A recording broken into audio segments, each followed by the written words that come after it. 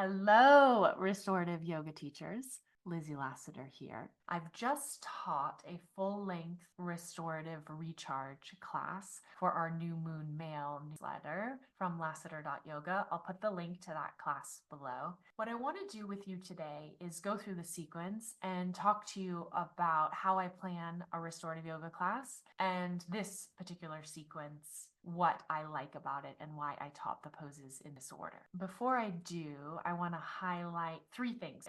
Number one, at Lassiter.yoga, let me share my screen.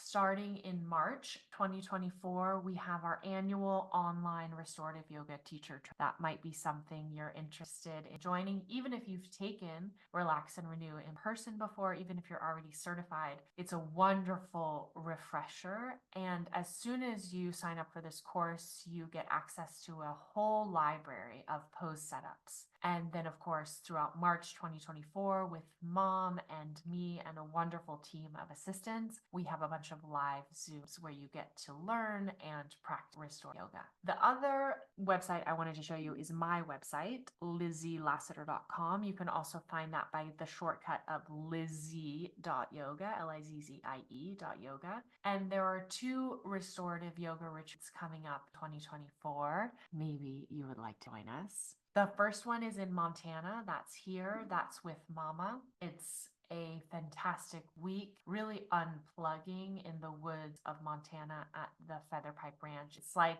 yoga summer camp. That's why we called this year's offering yogas. The next one is here. It's a retreat in Italy that I'm doing alone. It's a Southern Italy retreat center. They do mostly vegan, all homegrown. It's like a farm and yoga retreat center. The space is very beautiful, the room where we practice, and we do lots of afternoon day tripping to beaches and sort of quaint Italian towns in the southern Italy region where we are.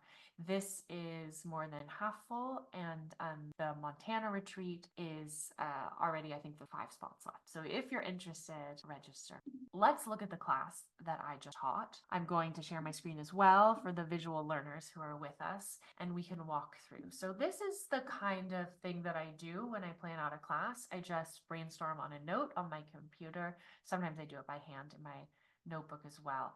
So it was a New Moon Media newsletter class, February 2024, and the theme was a restorative recharge. I wanted to do a full-length restorative yoga class. The kind of subtitle, the theme is shifting inertia with conscious rest. I got interested in this word inertia. And then this is a quote, which I actually read during the class, reminding everyone what inertia is, what that word means, and that it's a concept in physics, and that this idea that an object at rest tends to stay at rest. And then linking it to metaphorically to the kind of inner resistance or feeling stuck. That's the kind of inertia that I'm talking about. The inertia that we feel when we're not doing what we should be doing with our time, but we feel like we can't. And often for me, this is kind of the thesis of the class. When I feel stuck and slow, I think I need to force myself to move. And the hypothesis of this class is, what if we flip that around? And instead of forcing myself to move, I gift myself. Let's look at the sequence specifically of this class. So this is actually what I taught. This is also the list that I always have with me when I'm going to teach a class. This simple, just the poses, and then things often creep up in between. I often add or subtract from the sequence, but this is my framework as I'm going. So it moves from, in terms of the length of time that we spent in each pose, this class very clearly moves from poses where we stayed 5 to 10 breaths. Those are these poses, to this supported back bend where we stayed 5 minutes. The instant Maui, we stayed 15 minutes, and the Shavasana, we stayed 20 minutes. So increasing our tolerance for stillness and silence throughout the practice. That's a wonderful technique in teaching restorative yoga. When the student starts the practice, they may not be ready yet for 20 minutes of silence. And so in this way, we're easing ourselves. I started with half dog pose at the wall because this is an incredibly gentle baby inversion, moving in the direction of an inversion. The head's not really below the heart, but it begins to shift ourselves from vertical consciousness towards horizontal inverted consciousness. So I also love it for the upper back, just beginning to open and let us drop the head. Dropping the head physically and metaphorically is such an important part of restorative yoga. Then we did Prasarita Paduttanasana, that's wide leg forward fold, the feet are wide. We did it twice, options on the block. The second time I did a tiny bit of movement with the breath. I wouldn't even call it like flow at all. It was just exploring sensations created when we slightly shifted the body within the frame of the pose. Then we went to Uttanasana, standing forward fold. Same story, we did it twice. The second one we moved a little bit. In between the half dog, the Prasarita, and the Uttanasana, we did Tadasana, standing mountain pose, eyes closed, breathing, and beginning. I like to add Tadasana in like that as a way of punctuating and slowing down. Really what it does is it helps to slow us down as we're moving into the sequence and gives the student time for reflection, for experiencing the real-time interocept interior of the body. Instead of in yoga class, we can become so caught up with doing the poses. And I think it's equally important that we give ourselves space for experiencing the being state. Okay, then I threw in a cat-cow, an unexpected cat-cow, because I couldn't resist on our way to dog with a block. Dog pose, supported head, is again, head down. This is also, if you look at this series, this is a very kind of appropriate for beginners. It's appropriate for, people who can't do shoulder stand, people who can't do headstand.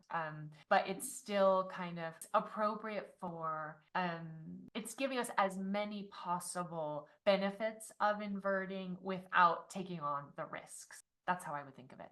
So then after dog with a block, we moved to a supported back bend with 2 blocks. And I showed a variation of how to do that slightly lower. We stayed there in silence for 5 minutes.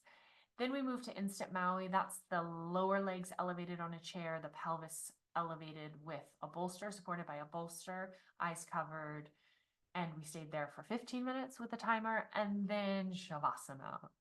Shavasana is sort of, in a funny way, the peak pose of a restorative practice. Certainly this restorative practice, Shavasana, is the peak pose because we stayed in Shavasana for the longest. We were kind of prepared, the physical body, the mental body, the emotional body, all of the koshas were ready at this point in sequence to see Shavasana. And then we came up and said goodbye. Depending on the timing that I had, I could have also added seated meditation at the end of Shavasana, would have felt really good. Or even what I love to do as well is journaling prompts. Could invite your students after Shavasana to take 5 minutes with a pen and paper to release or record, capture anything that's bubbling up. I hope this was helpful. Please let me know by commenting below. Thank you for being here, number one. Thank you for your attention. Thank you for your practice of restorative yoga, because as I say in that new moon class, when we practice restorative yoga, if I do Shavasana for 20 minutes, it's a gift I give myself and the world at the same time. And what that means is when I take that time to immerse myself in silence, I'm rewiring my own nervous system, downshifting my nervous system. That affects me, my experience of the rest of my day, but that also affects everyone I come into contact with for the rest of the day. And lastly, I want to say thank you for teaching this work. Thank you for spreading it out into the world. It's like a ripple that continues to expand and include more and more people in this revolutionary idea that we can disconnect from our devices, that we can stop consuming, that we can stop craving more, and that we can in fact feel full and whole and supported and loved exactly as we are without doing anything. Sending lots of love and a big namaste across the skies.